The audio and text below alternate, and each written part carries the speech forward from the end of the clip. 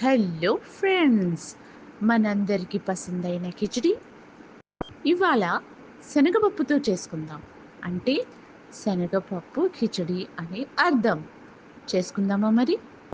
ముందుగా స్టవ్ పైన ప్యాన్ పెట్టి దాంట్లో ఒక 2 టేబుల్ స్పూన్ ఆయిల్ లేదా గీ వేసుకోండి ఫ్రెండ్స్. వేసుకున్న తర్వాత 2 బగారా ఆకులు, చిన్న ముక్క దాల్చిన చెక్క, 4-5 యాలకులు, 3-4 లవంగాలు, మళ్ళీ నల్ల మిరియాలు ఒక 5-6 వేసి లో ఫ్లేమ్లో ఫ్రై చేయండి.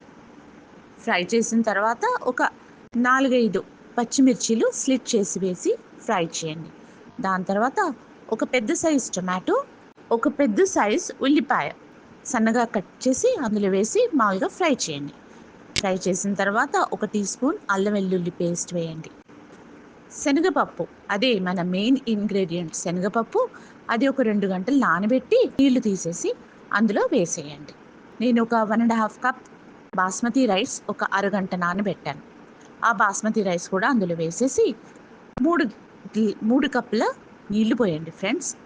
పోసేసి తగినంత ఉప్పు వేసేసి లిడ్ పెట్టేసేసి కుక్ చేయండి. ఓకేనా ఫ్రెండ్స్?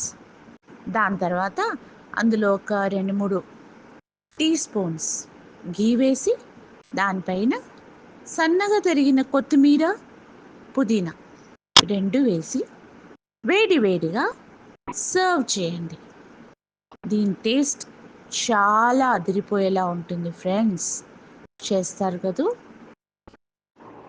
ఒక్కసారి తింటే మళ్ళీ తినాలనిపిస్తుంది. దీని వెంబడేం కర్రీ అక్కర్లేదు ఫ్రెండ్స్.